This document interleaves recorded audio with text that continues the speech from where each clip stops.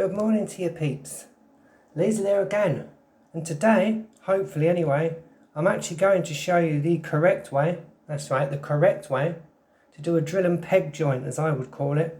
There's probably a proper name for that. If there is, I don't know what it is, but anyway, straight in, less waffle from me, and let's hope we succeed this time. So as you can see, I have a piece of wood here, which is going to form a guitar neck, and I want to peg it to another piece of wood. Now I have used 12mm, that's 12mm across, rod doweling or wood doweling or dowel. So yeah, just a thin piece of dowel, well, a fairly fat piece of dowel actually, but it's 12mm anyway.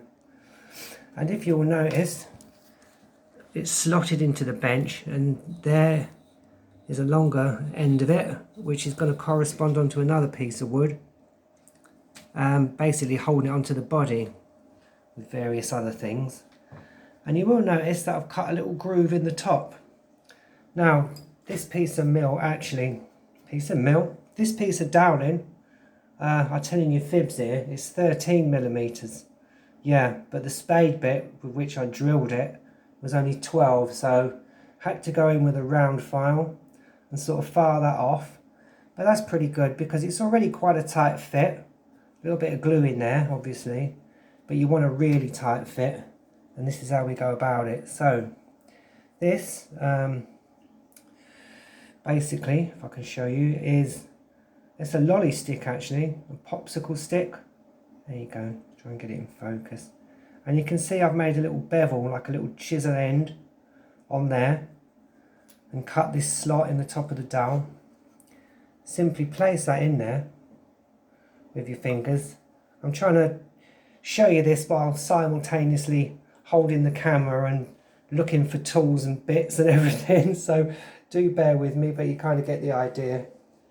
There you go, and just wedge that in the top, and then just take a mallet, or a hammer will do, but it's easier to hit with a mallet. This is a fairly inexpensive one, but it does the job. Get that pretty level in the top, and then just give it a couple of taps. If it goes sideways, just knock it back. Difficult with one hand.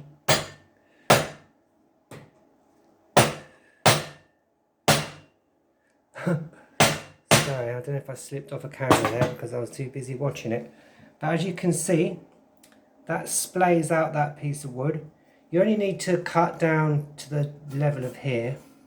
If you actually clamp it with a bit of wood there, you can see when you're hitting this part, you can see I made a little mark, but that doesn't matter because we're going to sand it, and well, for this job it doesn't matter anyway. So that's how you do it.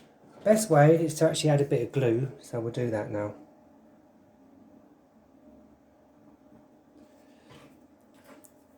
Put in your little popsicle stick or whichever piece of wood you've used just to make a little wedge. It doesn't have to be perfect.